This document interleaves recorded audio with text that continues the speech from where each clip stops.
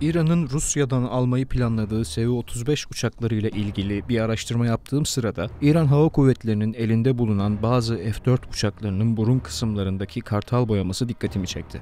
Bu konuyu araştırmaya başladığımda karşıma özel bir filo çıkacağını tahmin edebiliyordum. Ancak bu filonun yer altında konuşlanmış olmasını öğrenmek beni en çok şaşırtan ve bu araştırmanın ortaya çıkmasını sağlayan gelişme oldu.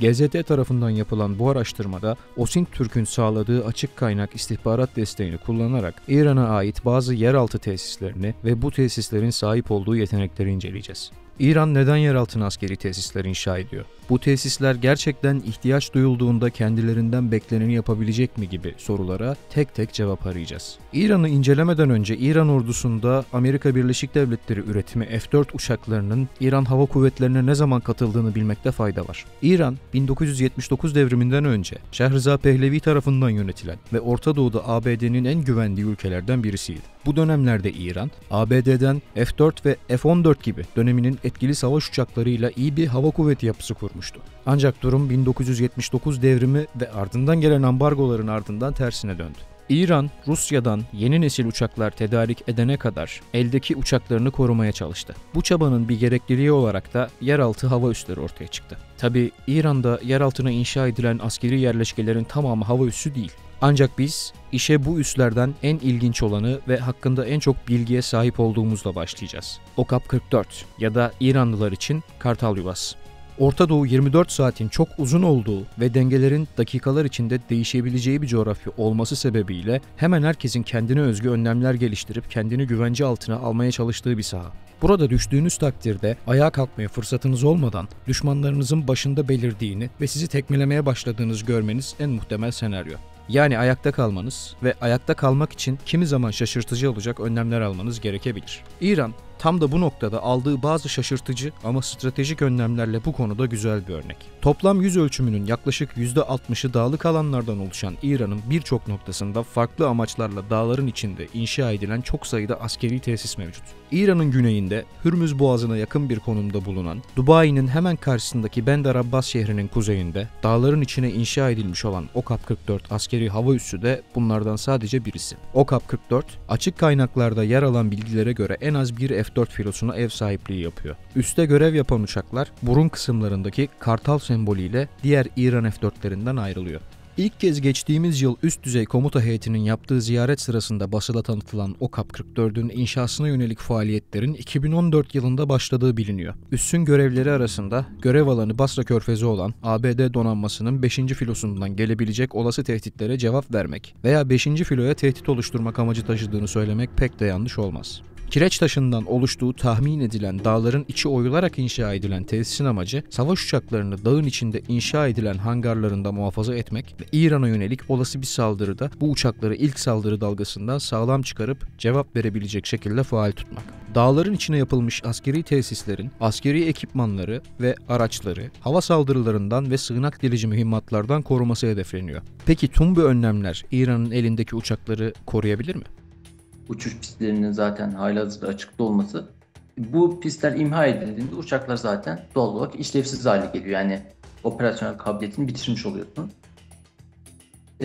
Diğer husus, bu tesislerde bildiğim kadarıyla sadece depolama amacıyla değil, üretim de yapılıyor. Çeşitli sistemlerin hem İHA sistemleri olsun, füze sistemleri olsun, bunların hem üretim hem depolaması bu tesislerde yapılıyor. Bu tesislere nüfuz edilebilmesi çok zor. Çünkü böyle şimdi burada mesela bahsederiz. Sığınak delici dediğimiz mühimmatların tesir etme, yani delme kapasitesi bu bahsettiğimiz İran'ın altyapısıyla mukayese edilmez. Çünkü bu adamlar dağın böyle 100 metre altından diyebileceğimiz şekilde yapıyor bunu. Bununla karşı tedbirler var.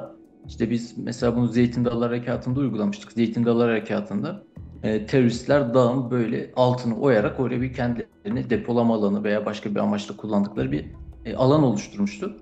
Biz seyir füzesiyle, yani savaş uçağından bıraktığımız seyir füzesiyle oraya nüfuz edebilmiştik. Yani dikey bir yönelim değil de yatay bir şekilde hedefe gitmiştik. Burada da yani o alanların tamamını imha etmeniz zaten mümkün değil. Ancak giriş çıkışlarını bu şekilde bir etki altına alabilirsiniz. İran'ın en büyük tehdit kalemi ABD ve İsrail. Güncel tabloya baktığımızda. İsrail'in İran'ın bu altyapısını hedef alabilecek, yani e, bayağı derinliklerdeki bu altyapısını hedef alabilecek silah kalemleri, uzun menzilli seyir füzeleri. Yani çünkü dediğim gibi bu seyir füzeleri parabol değil, yatay bir şekilde de seyrini icra edip hedefine ulaşabiliyorlar. Bu olabilir. Onun haricinde işte bunlar hem karadan atılan, denizden atılan veya hava savaş uçaklarından atılan seyir füzeleri olabilir. Çok daha kısa menzilde, artık bilmiyorum, bu operasyonel gerekliliklere göre değişir. İHA sistemleri de var. Hani uzun menzilli Evet. var, kısa orta menzilli. Bunlar da yine yatay olarak o hedeflere angaje olabilir. Ama sığınak delici mühimmatların o tip hedefleri. Çünkü bunker buster diyorlar. Yani bunlar normalde şunun için kullanılıyor. Bir hava meydanı düşünelim. Bu hava meydanında bizim gördüğümüz yarım koniler var. Bu konilerin içerisinde işte bunlar kalın betonarme koniler. Bunların içerisinde savaş uçakları operasyonun öncesinde veya operasyon sonrasında bakım onarım idame operasyonları rica ediliyor. Onları o pisti tekerini çıkartmadan vurup imha etmek amacıyla. Yani bunların da yaklaşık 3 metre 5 metre kadar bir delme kapasitesi oluyor. İşte sığınak delici mühimmatların. İşte burada İsrail'in yoğun olarak kullandığı ve Amerika'dan bunları tedarik ettiği GBU-31 var. Bu yaklaşık 2000 libre, yani 1 tona tekabül ediyor. 1 tonluk bir mühimmat. Bu 5 metreye 6 metreye kadar betonarme hedefleri tesis edip imha edebiliyor.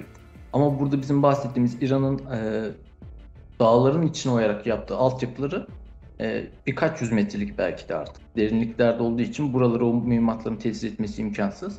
Hava kuvvetleri büyük oranda eski uçaklardan oluşan İran'ın uzun yıllardır ambargoya maruz kalmasına rağmen ABD üretimi F-14 ve F-4 gibi uçakları hala faal tutuyor olması büyük bir başarı olsa da bu uçakların modern tehditlere ne derece yeterli cevap verebileceği büyük bir soru işareti. Belki de İranlı yetkililer de tüm bunların farkında olduğu için yıllardır füze ve insansız hava aracı teknolojilerine yoğunlaşmış durumdalar. Ancak hava sahasını savunmak için savaş uçağına ihtiyaç olduğu gerçeği de gün gibi ortada. Bu sebeple daha önce Mısır'ın Rusya'dan sipariş ettiği ancak Amerika Birleşik Devletleri'nin ambargo tehdidi sebebiyle almadığı Su-35 uçaklarına ek siparişler vererek arttırıp teslim almaya başladılar. Bu uçakların alınmasının arka planında İran'ın Rusya-Ukrayna ile olan savaşında sağladığı kamikaze İHA desteğinin önemli rol oynadığı konuşuluyor olsa da biz şimdilik konumuza dönelim. Su-35'ler İran'ın elindeki mevcut uçaklardan daha gelişmiş uçaklar olsa da boyutları itibariyle çok büyük uçaklar. Bu boyut farkı şu an için F-4 filosuna ev sahipliği yapan OKAP-44'ün Su-35 uçaklarını muhafaza etmek konusunda yetersiz kalmasına sebep olabilir.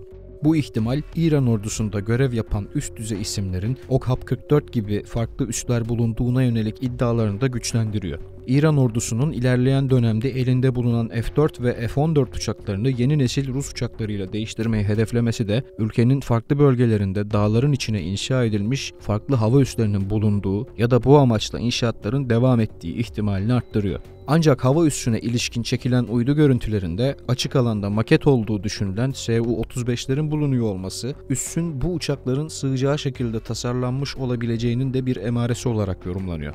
Ayrıca üssün içinde kameralara yansıyan bazı boyamalarda Su-35 olduğu düşünülen uçakların bulunuyor olması, OKAP-44'ün ilerleyen yıllarda Su-35 uçaklarına sahiplik yapacak bir ileri üs olacağı şeklinde yorumlanıyor. GZT tarafından açık kaynaklar kullanılarak yapılan bu çalışmada İran'da bulduğumuz tek yeraltı tesisi elbette burayla sınırlı değil. Ülkenin birçok farklı noktasında İran ordusunun ya da İran Devrim Muhafızları güçleri tarafından kullanılan çok sayıda yeraltı tesisi mevcut. Bu noktada küçük ancak önemli bir ayrıntı eklemekte fayda var. İran ordusu ve İran Devrim Muhafızları ayrımının sebebi İran'daki ordunun iki başlı yapısından kaynaklanıyor. Bu ayrımda füze ve insansız hava araçları söz konusu olduğunda aslan payını devrim muhafızları güçleri alıyor. Bu sebeple bahsi geçen yeraltı tesislerinin önemli bir kısmının devrim muhafızları güçleri tarafından kullanıldığı tahmin ediliyor. Yaptığımız incelemede tespit ettiğimiz en büyük yeraltı füze tesisi Hürremabad şehri yakınlarında bulunan ve daha önce İmam Ali yeraltı füze tesisi olarak adlandırılan yerleşke oldu. Geniş bir alana yayılan askeri yerleşke içinde çok sayıda tünel girişini görmek mümkün. Ayrıca uydu görüntüleri incelendiğinde tesis dışında Şahap-1 füzesi yüklü fırlatıcı araç görülüyor. Dağın üst kısımlarında ise füzelerin konuşlandırıldığı siloların kapağı olduğu düşünülen bazı yapılar mevcut. Tespit edilebilen önemli tesislerden birisi de Irak sınırına yakın noktada bulunan Kirmanşah şehrinde bulunuyor. Zagros dağlarının uzantısı olan tepelerin şehre yakın noktalarında İran ordusunun füze sistemlerinin önemli bir kısmı depolanmış durumda.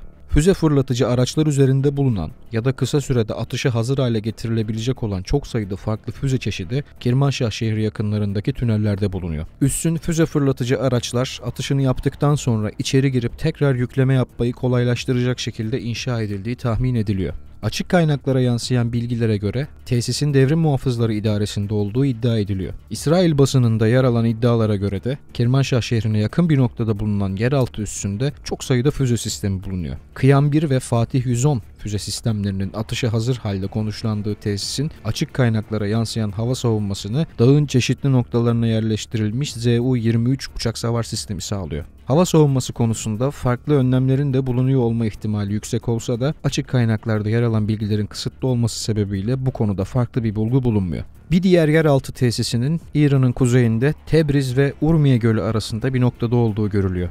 Çok sayıda hangar benzeri beton korugana sahip olan tesisin büyük bir tünel girişine sahip olduğu görülüyor. Ayrıca tesis etrafında bulunan birçok mevzinin hava savunma sistemlerinin konuşlanması için yapıldığı tahmin ediliyor. Tıpkı Okap 44 gibi yine Bandar Abbas şehri yakınlarında bulunan bir başka yeraltı tesisi daha mevcut. Çok sayıda girişi olduğu görülen yeraltı tesisinin devrim muhafızları idaresinde olan bir füze depolama ve fırlatma tesisi olduğu değerlendiriliyor. Başkent Tahran'ın doğu kırsalında yapılan incelemelerde de bu bölgede tünel girişine benzer yapılar bulunurken, bu bölgede inşa edilmiş olan olası yeraltı tesislerinin başkentin savunması nedeniyle hava savunma sistemlerini de muhafaza edebileceği düşünülüyor. Kirman, Afganistan sınırındaki Zahidan, Isfahan ve Fesa şehirleri çevresinde de askeri yeraltı tesisi olabileceği düşünülen tesislerin mevcut olduğu görülüyor. Kum kenti yakınlarında tespit edilen ve yeraltı tesisi olarak değerlendirilen alana çok yakın bir noktadaysa bir havalimanı olması dikkat çekiyor. İran'ın bu alanda uzun yıllardır birçok farklı noktada farklı tesisler inşa ettiği göz önünde bulundurulursa, ülkenin farklı noktalarında benzer inşa faaliyetlerinin yürüdüğü olasılığı oldukça yüksek. Bu tesislerin kullanılmasına gerek olacak mı? Eğer olursa bu tesisler kendilerinden istenileni verecek mi? Bunu zaman ve Orta Doğu'da yaşanan gelişmeler gösterecek.